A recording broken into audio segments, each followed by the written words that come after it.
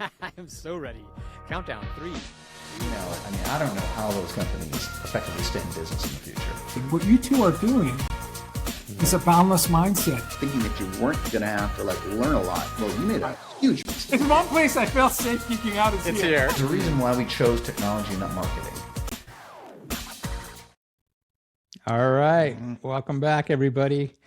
Welcome back to the CIO project. And it is almost Q3 in 2026. Isn't that crazy? It is nuts. Yeah, it's funny. We were just commenting on the little trailer there about that's why we didn't choose marketing. Yeah. I now I realize it's a much longer list: marketing, HR, legal. There's a lengthy list of things that we probably never should have chosen.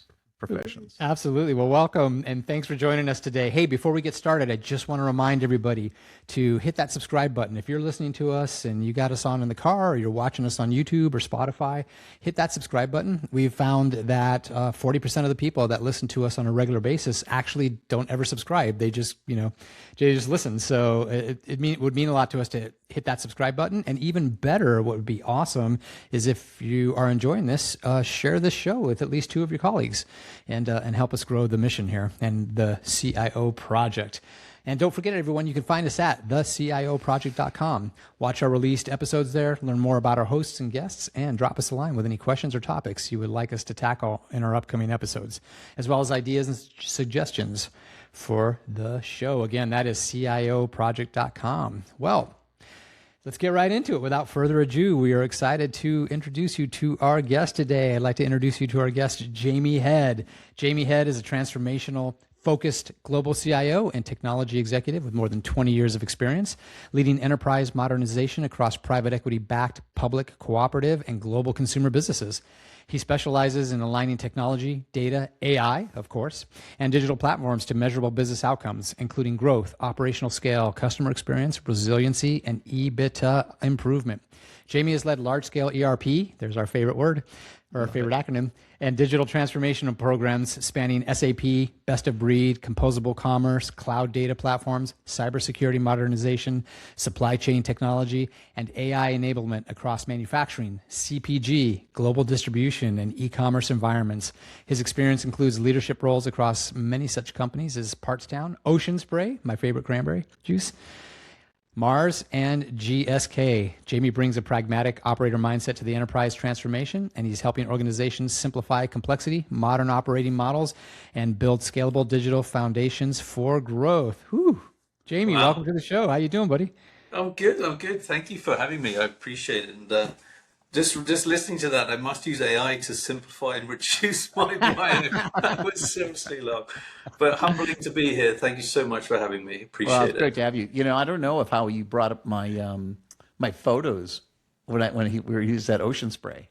Oh, you know what? I thought about that. Yeah. Oh, we'll see if we can dig it up. I'll see if I during can dig the them up show while we're or talking. something. Yeah. Oh, Yeah. So Jamie took us for a little excursion down at Ocean Spray. Ocean Spray. And what was it, Plymouth? I forget, Plymouth. yeah, somewhere around there, probably one of the farms around there. Yeah, that's right. Yeah. And that was amazing. I mean, because it's one of those things you talk about, but Right, when you ever get to experience something like that. When I saw the pictures, a I'm like, what are you harvesting thing. wading around? What is that?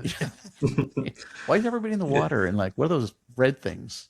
Oh, those little red things. You mentioned a couple things during the introduction. Like one of them, we were laughing before we got on air, about ERP. We cannot go through a session with a CIO, a practicing CIO, without those 3-letter words, that 3 letters coming up, ERP. And Jamie's had an opportunity in his career to make a very positive impact in his own companies and things with ERP. But we joke a little bit because ERP is for us as practicing CIOs is one of those projects that's I don't know. It's it's like a rite of passage, I think, and unfortunately, oftentimes, multiple times you have to experience it in your career. So tell us about your experience and how have you mastered that yet, Jamie?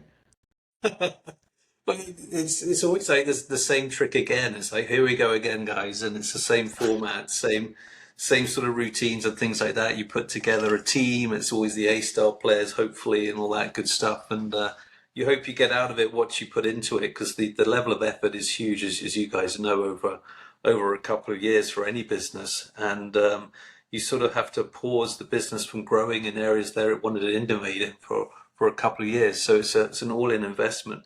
I would say what's super interesting now, though, in today's age is, how much we all talk about AI, but if you go for like a full year on design and just really focus on reimagining your processes now with this whole agentic in the forefront of the mind, what would that do now to the ERP transformations, and can it speed it up or get to values faster? I think it's a fascinating time for SIs and us CIOs to explore that in Yeah, today's world. it's funny you say that. I sort of feel like ERP systems effectively, once you're in the system itself, work very effectively. They've been, all the other defects and inefficiencies have been worked out of the core functionality.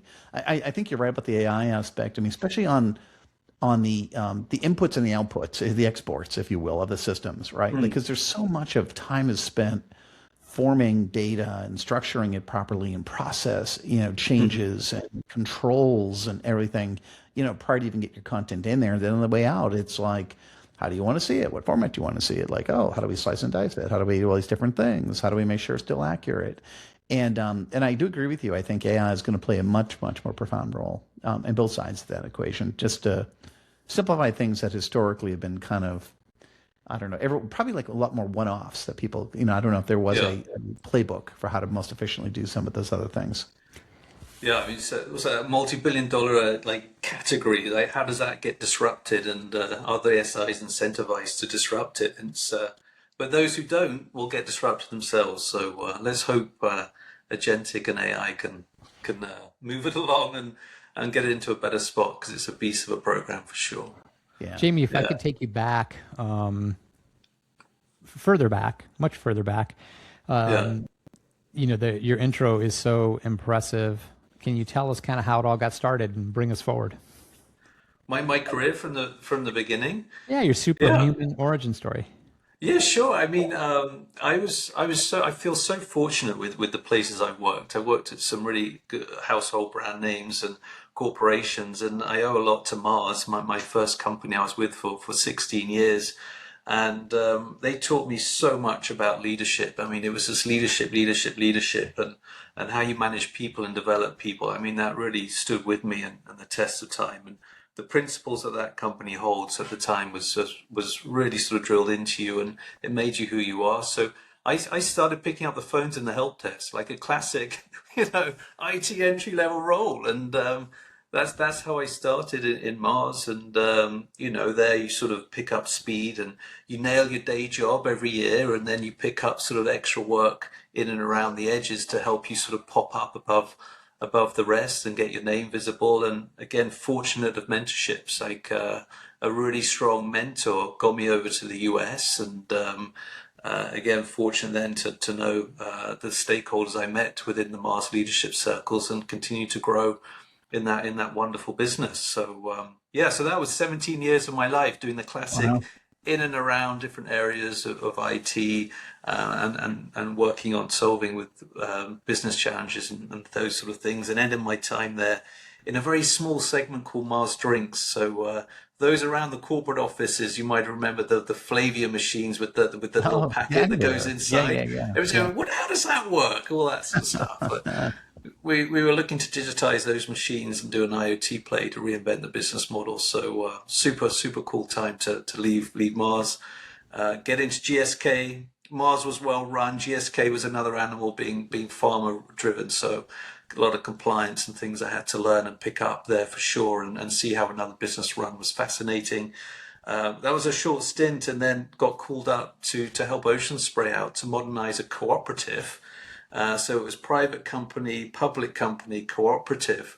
And as Brian mentioned at the beginning, it was working for the farmers was just a beautiful thing. Like anything that you do really mattered. A decision you made had impact to the bottom line and the livelihood of the farmers. So you could get it wrong, but you could also get it right and help out the farmers in the US and around the world. So that was a wonderful 6 years. And if I may pause, I mean, Brian was really, really interesting when I started there.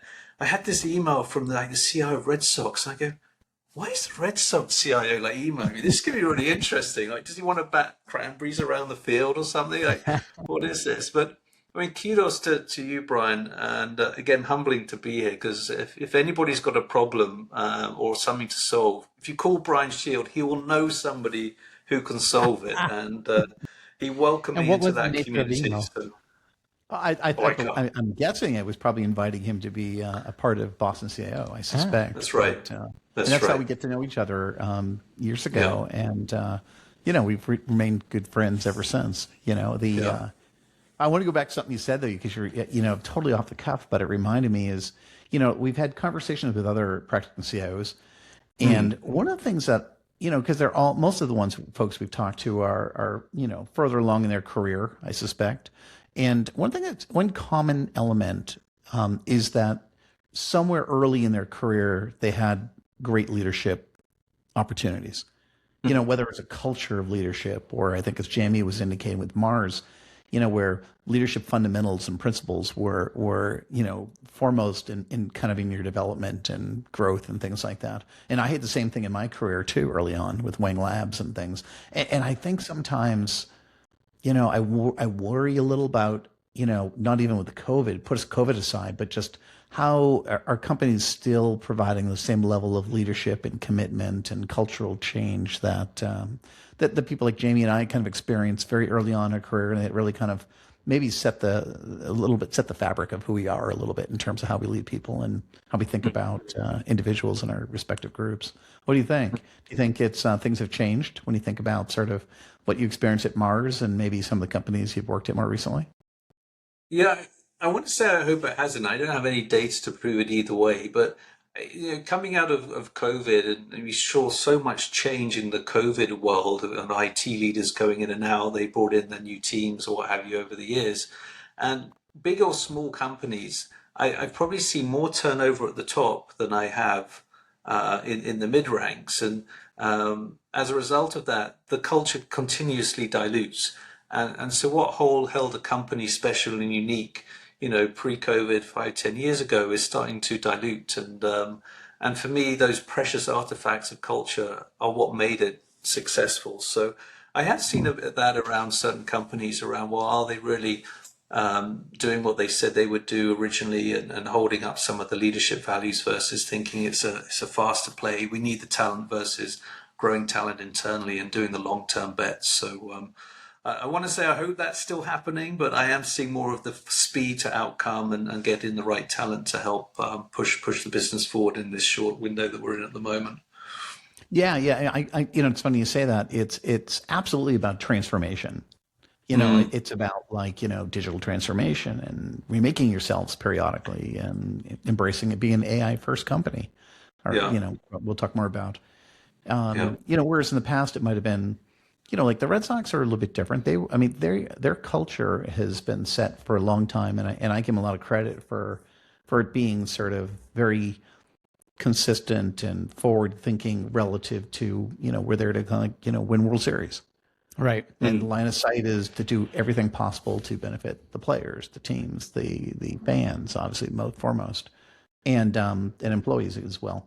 And so they're a little bit different, but it's kind of a different model than most companies, traditional Well, companies. they're very much an institution.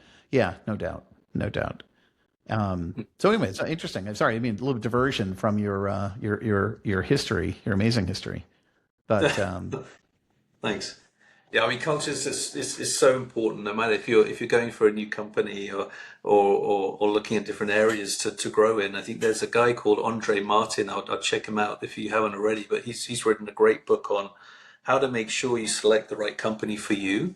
I know we're going off on a tangent, but he's got some really good insights into how some of these big companies operate from a talent management perspective, which is super insightful to keep tapped into.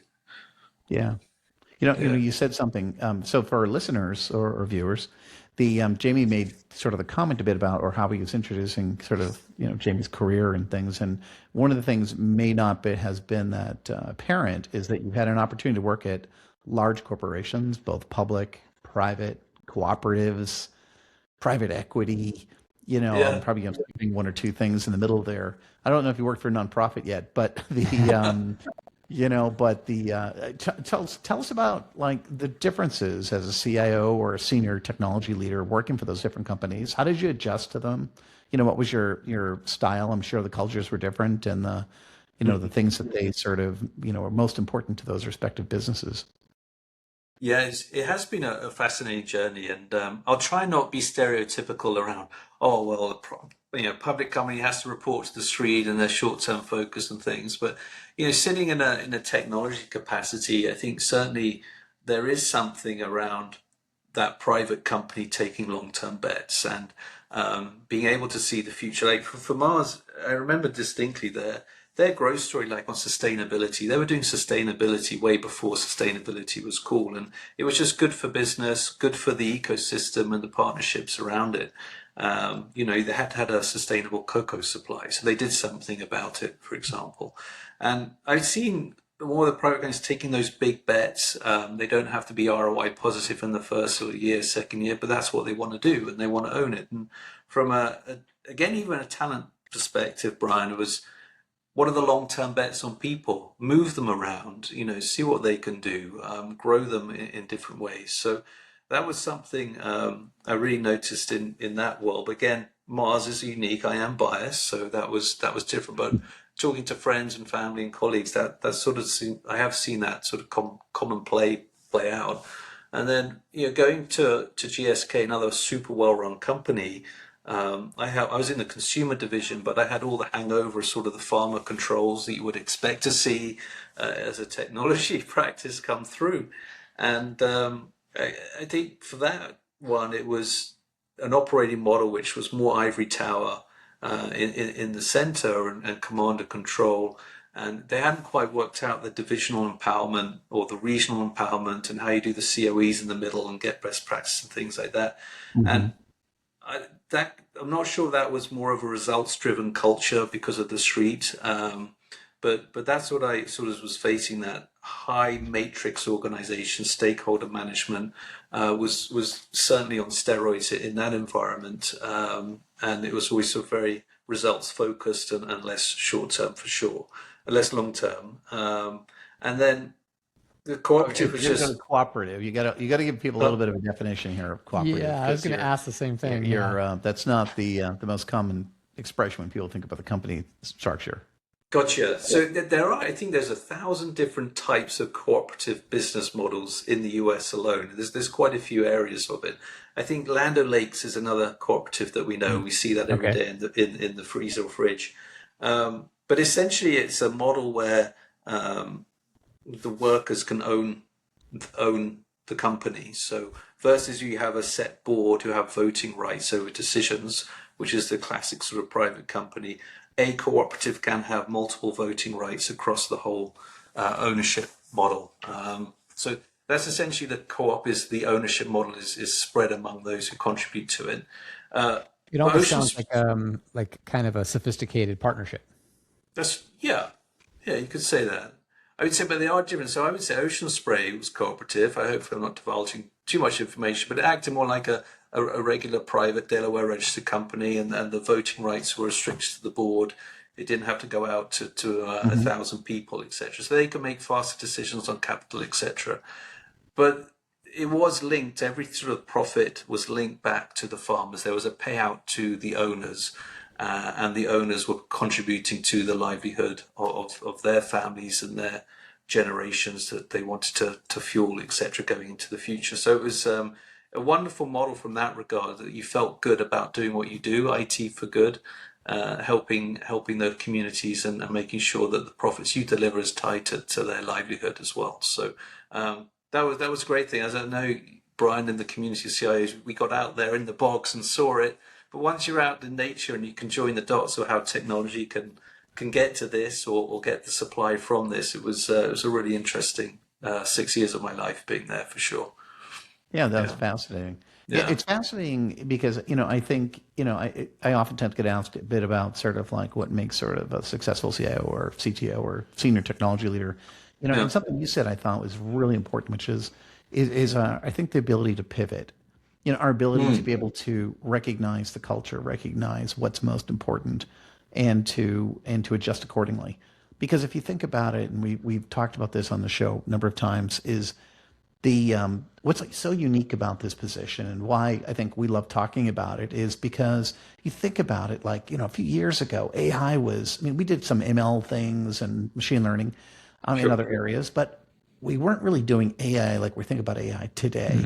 At one point we weren't doing web, we weren't doing the internet, we weren't doing mobile, we weren't doing, data. We had data, but it was a little bit different in terms of what we evolved data into. We certainly didn't do cloud, if I didn't say that, or in SaaS and things.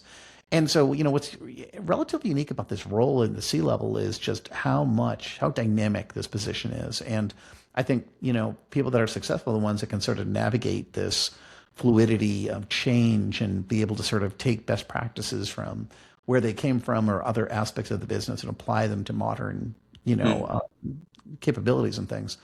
And I think it applies to the culture, the companies you work at, and just the companies. You and I have done this for a while. You think back to when I think back early on before CIO was even a name, like it was all about keeping the lights on. Right. It was literally, oh my God, Yeah. how do we keep this? How do we keep everything running? And then it was like, oh, by the way, now that everything is running, it'd be great if you could do some other stuff too. But it's so true. I mean, you started off like the back office keep the lights on, then it was so IT's the enabler of business strategy, but now technology is the strategy in many companies, and Yes. it's a complete shift. And I think there's C-suite are battling around as well of who owns what as well. I mean, is the sitting CIO the right person to lead new products and innovation to market and the GTM of that? But you're right, Brian. And I think for the CIO specifically, it's been a really interesting last 7 years. And I think anybody in this field, we love to build, and we're typically lean more towards high learning agility. We love learning new technology. We love experimenting and things like that. And so do our teams. I mean, that's what gets them up in the morning. They love the cool tools and Right. getting stuck in. And I think that sort of mindset stereotypically has helped CIOs be a bit more adaptive to this new stuff. And there are mental models you can always apply, like OCM stuff, or whether it's AI or ML or some of the other things. You still go through the same cycles of, well, how do you sell it in, or how do you sell this to the organization? How do you go through governance and change? And those sort of things stick with you no matter the technology that helps leaders do what they need to do. So, yeah, interesting times. Yeah, it is. You know what's interesting though, Jamie? I had this conversation last week with a guest, and one thing that's really different about AI is that, like, the role of the citizen developer or the person within the business that now like builds skills kind of in some of these different AI tools and things like that, without getting into nuanced things about like Lotus Notes or Access or some other things, in the past, but not with modern tools. We never had, like, I mean, I'm super excited about what that means as like almost like another dimension, because you think about it in our respective careers, the vast majority of it has been, you meet with users, you gather requirements, you get people to, you do business requirements, documents and other things, you build products, you design and build products. And then,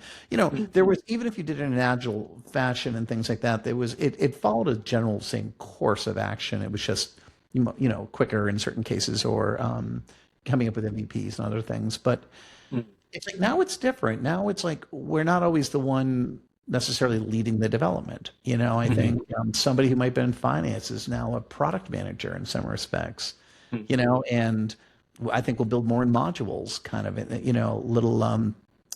little nodes kind of thing, where we kind of come together on an as needed basis and do things. And I think all those things are awesome changes. And I think one thing that's going to be different, I think, when I think about the CEO of the future, I think there's a greater chance that person can come from the business than ever before.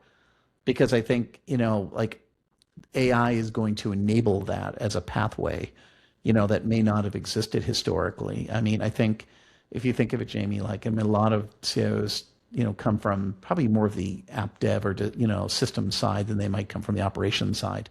I think that trend's going to continue too, because I think AI favors not just builders, but builders and buyers, but people who think about systems a little bit, more in the architectural realm a little bit and things. But I don't know. What are your thoughts? I mean, we were literally having a very kind of casual conversation about the same topic just a week ago.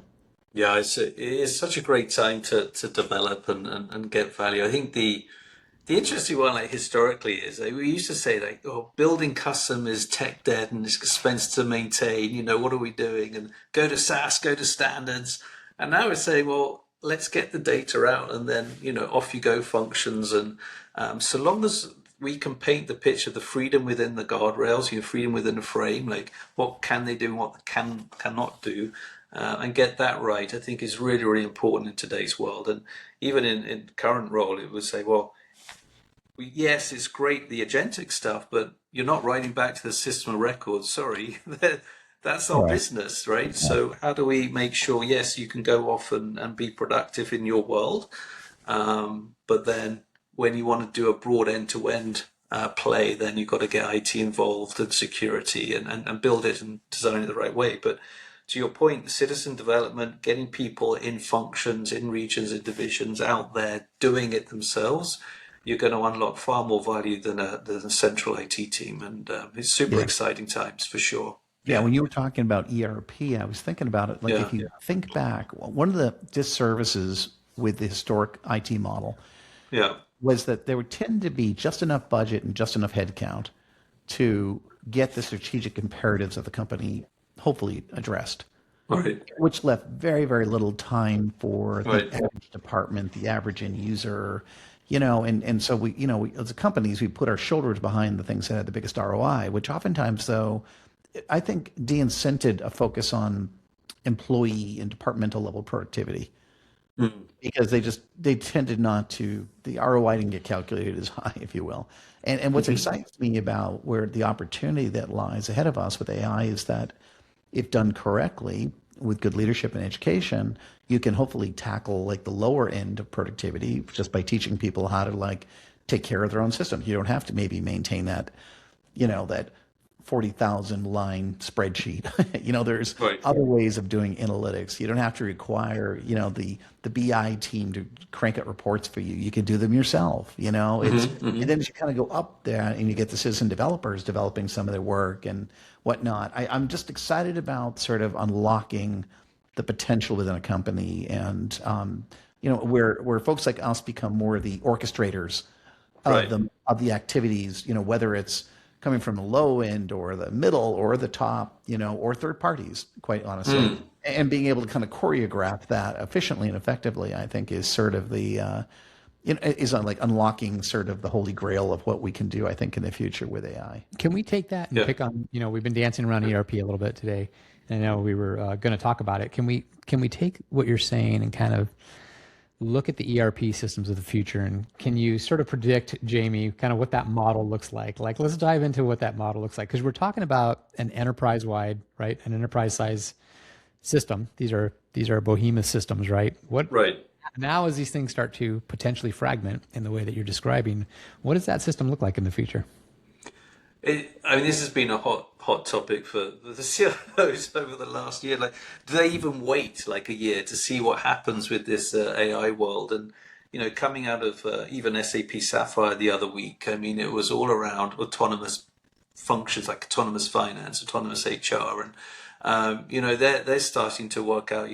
They hold a lot of value on end-to-end processes. They've spent years mapping them out, and they're really good at it. And how can we use those platforms to advance the cause and use their own embedded AI to get value faster and earlier? But there's always going to be need for governance, regulation, etc. That no matter what AI you have, you need a core system to manage that regulation. So if you're in a big, sort of sizable global business, there's always a need for the ERPs, and I think it's just going to be a question of what is the size of the footprint. And we talked a lot about keep the core clean, but then there's a piece around, well, yes, and what is the best of breed around it to keep it smaller?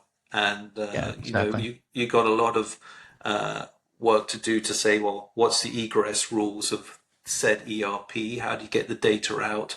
and how do you, to the point Brian made earlier, get our citizens to develop what they need for their roles, and use some of the AI tooling and capabilities we have today to build around a really well run global ERP that can run your business in a lean way. I think that's where it's going to head towards.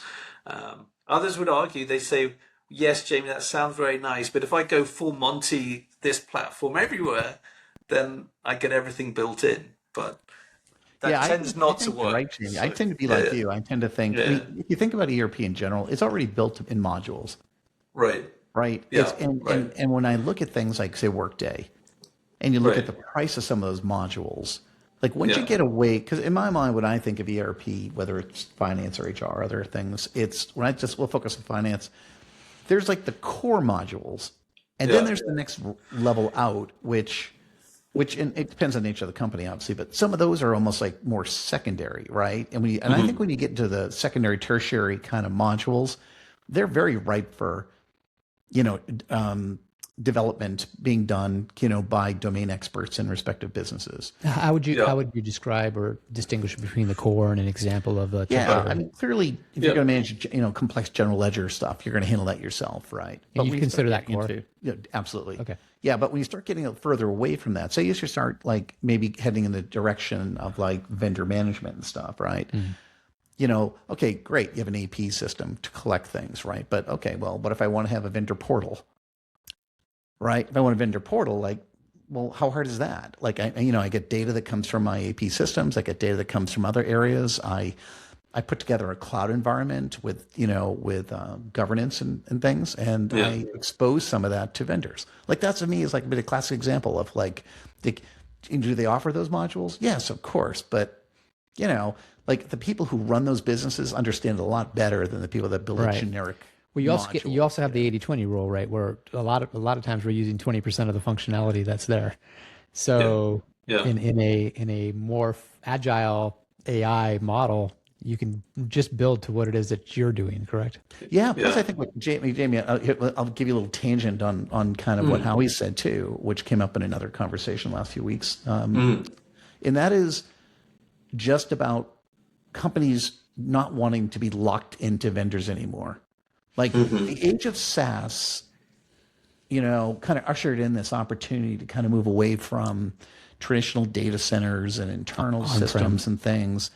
But in the last few years, the prices, now that they're variable priced, whether it's in the form of tokens or compute or licenses, now companies have like multiple levers to play, when they look at sort of driving future revenue. And as a result of that, I think you're going to see a lot of companies revisiting their decisions because, like Jamie and I, not only it's tricky. Not only are you being asked to kind of build more efficiently with different players from a corporation, but like Jamie, you also are kind of being asked to sort of like, well, what happens? Like look what VMware did. VMware kind of set off this whole thing of like, like vendor lock-in. Like they knew they had people locked in and they took advantage of it. And now suddenly it seems like it's the sport of the day.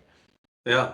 Well, that market will erode over time. I mean, it's just that if you disrupt it like that, it's just going to have an impact. But I don't want to bash vendors, but that was a very, very aggressive move that they've made, and others will benefit from it. But the interesting one, the best of breed thing is really interesting. Like anything with a underlying heavy reliance on data and logic, I think is going to be disrupted, and the SaaS areas will be. If I was like trade promotion management, for example, which is a CPG capability of how we manage trade spend with retailers, the algorithms are driving it. It's like, well, how much demand do you have? How much inventory do you have?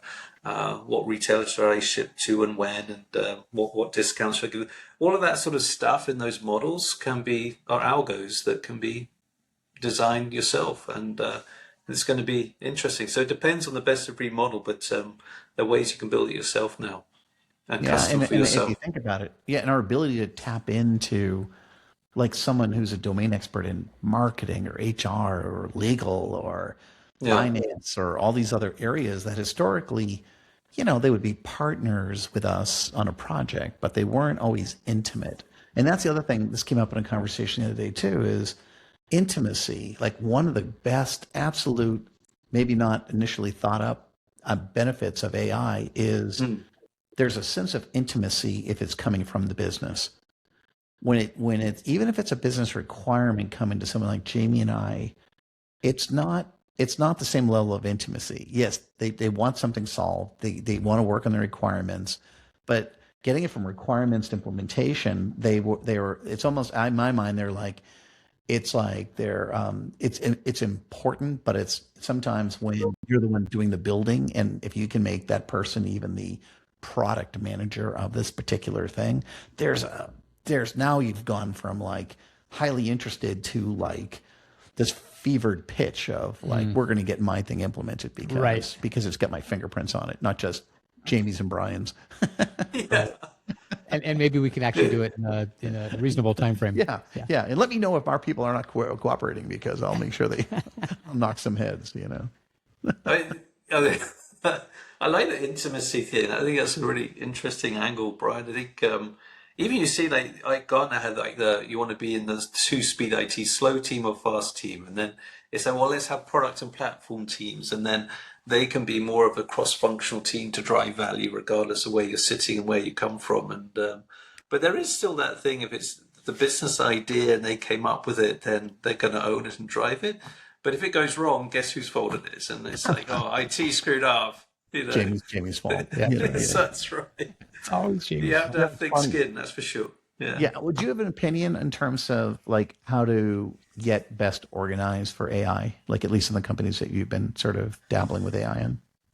I mean, it's at today's scale, it's only been the last couple of years, to be fair. I mean, we're always doing ML and all that good stuff, as you highlighted before. But I think, well, what I would say is, and everybody's been saying it, is yes, fix data foundations. Like no matter what you do, get your data foundations right to ensure no matter what you build in the future, it can scale and grow. I think we've been saying that for ad nauseum. So that is that number one thing. And I'm so grateful of sort of Partstown CEO and team to say, yeah, that's what we've got to do. But there's the other element to say, well, yes, Jamie, but we still got to deliver value. So we took the approach of saying, okay, what are the big bets? Like, what's the secret sauce? What are the top 1 or 2 or 3 things that we want to double down on and commit to as a business to drive using AI solutions? And, for Partstown, we did that with one key area of our business of parts identification. And I've seen other companies do the same sort of thing of,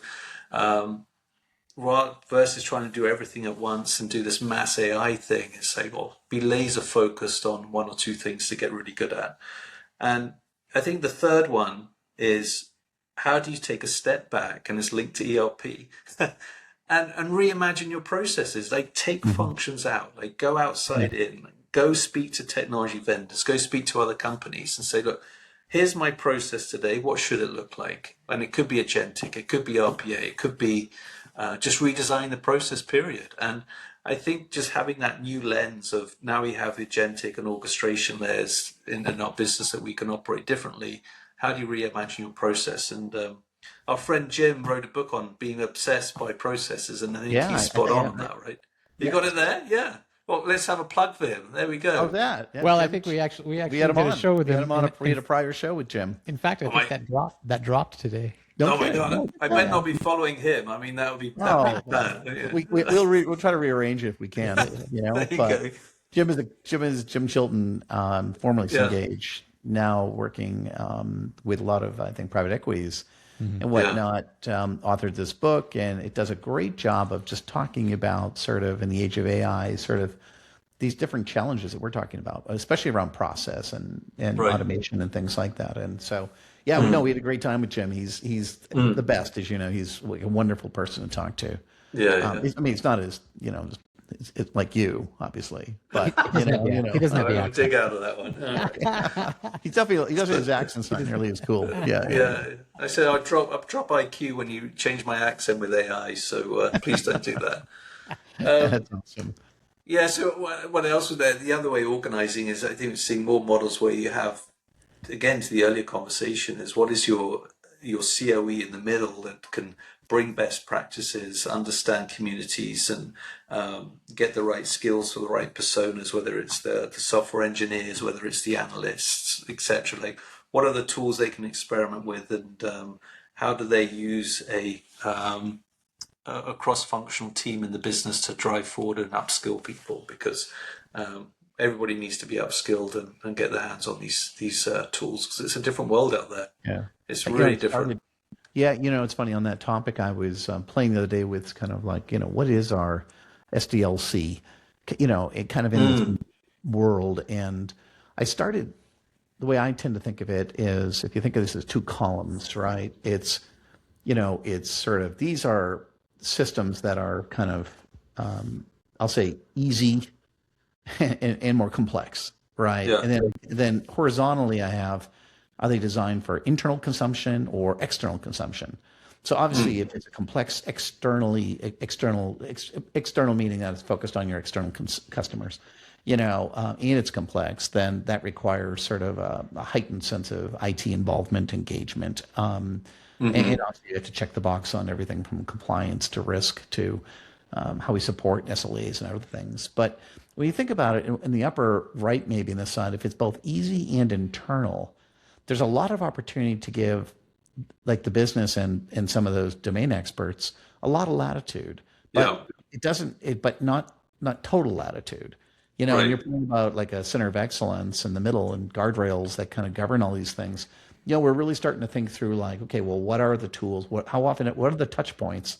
How frequently are the touch points and things like that? And as we sort of experiment a little bit with kind of modifying our kind of SDLC, I think it's going to be, all these things will probably be very like, people look back on this in 2 years and go, I can't believe those knuckleheads were like talking about what SDLC makes the most sense. It's so obvious. So obvious. Not so obvious today, right? But I mean, some elements of it are obvious. It's just as you evolve from simple to complex, our challenges begin to grow and scale up. Because I mean, typically almost no one on the business side, when they're developing something, they're just with new tools that they have at their disposal. They're not really thinking about scalability. They're not thinking about, our audits that we go through and the cyber risk and other things. I mean, you look at Mythos and things now, and maybe not cyber risk, but what it could expose. And now we got another full-time job, Jamie, which is like, how do you become like, how do you develop a PhD in like patch management? Everything is like on steroids, no matter where you look. It's I'm a little concerned. Coming from a baseball background, you keep using steroids. Yeah, like I don't know sure if you're like trying to tell me something. I was just looking at your guns there, Brian, and I was thinking, well, maybe that's. Have you guys in your organization? Speaking of Mythos, have you guys formulated a bit of a plan for how you're adapting to things like that? We've already nailed it, Brian. Yeah. Oh, no kidding. Well, that's terrific. Well, you've heard it here first. No, I think Sure. it's going to be super interesting. I mean, let's see what comes out of it and if it gets released more broadly. But it just puts the needle on. You have to work on your AI defenses. They're going to be, the attackers are going to be looking more on using it to infiltrate you. So I always say to my peers and the board, it would be, you're going to get hacked. How fast can you recover? Like you reach a certain tipping point of, you've got 80% of your controls under control. You've done all the things you're meant to do.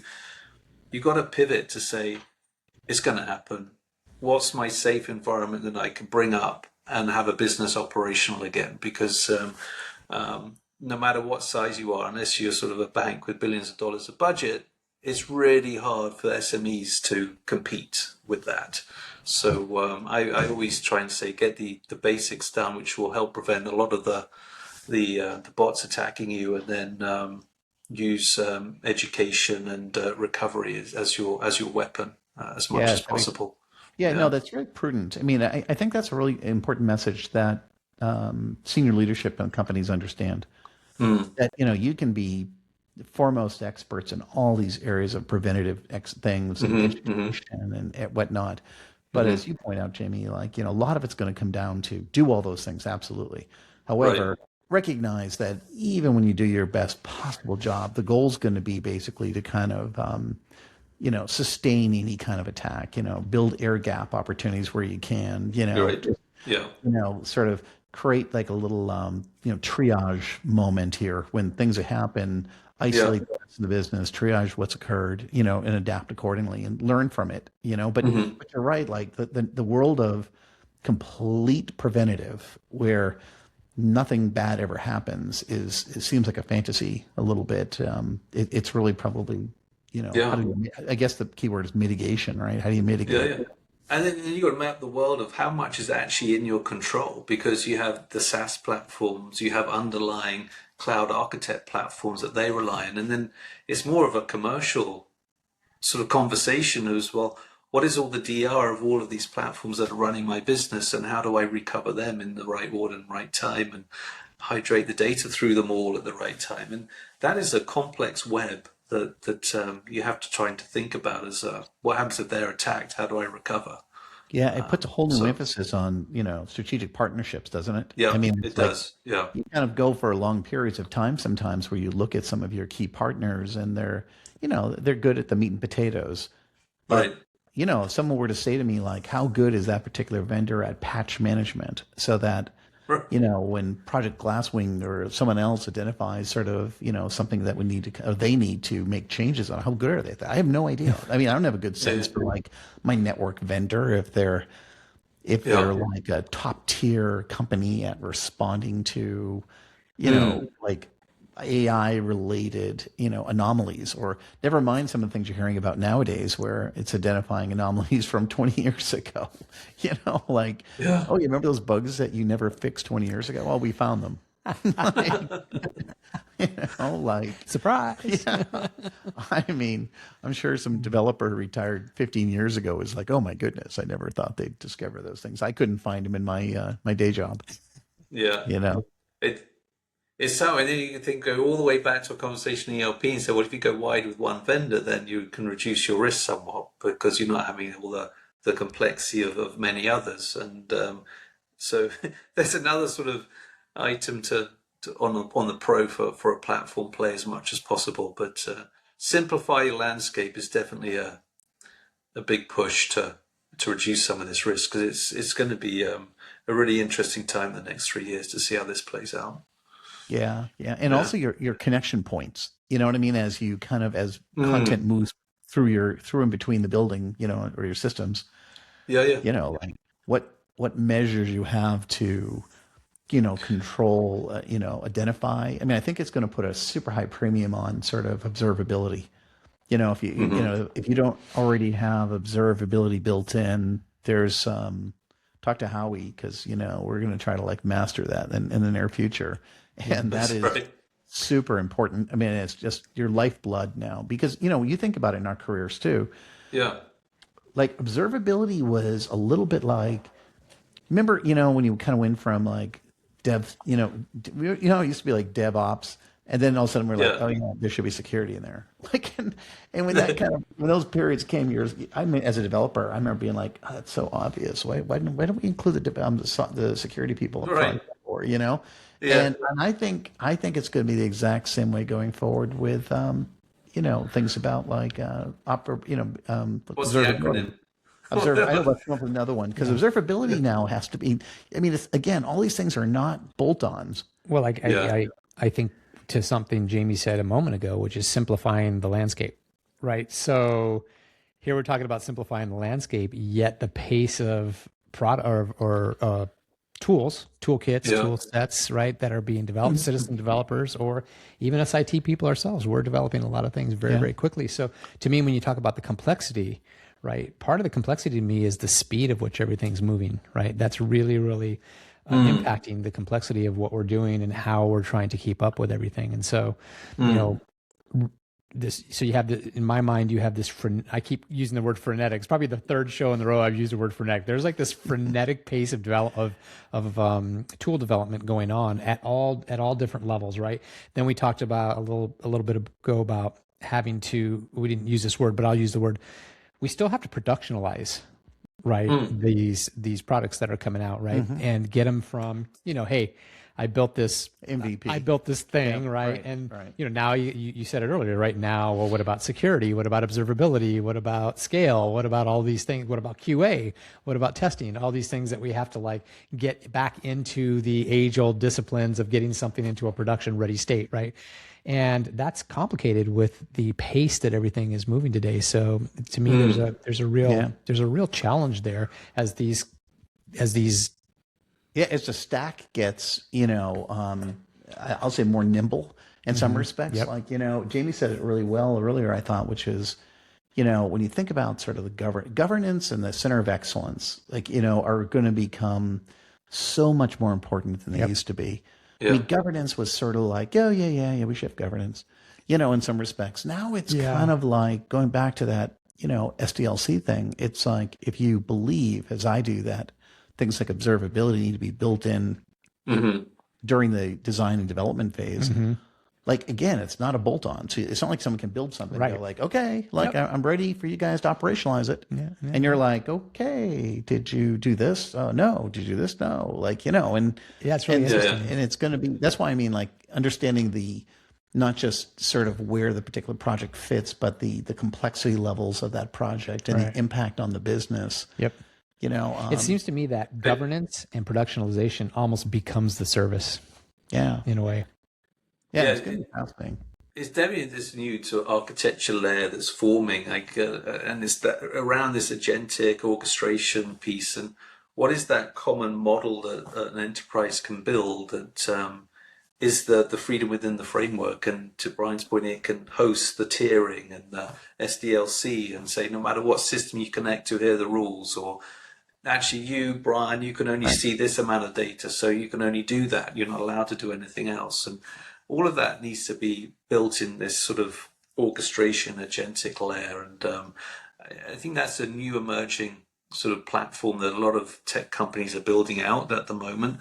Another, actually plug on a book, Steve Lucas, the Boomi CEO, he wrote a book on automation and orchestration, because that company, again, is sort of moving from just an integration of pipelines to, how do we drive value through automation and be the agnostic partner to companies between all these SaaS platforms? And we see it all today. And how can you do the observability on it, like you both mentioned? So it's a really interesting new architecture layer that I think is going to be a really key thing to nail and educate the business on why you need it.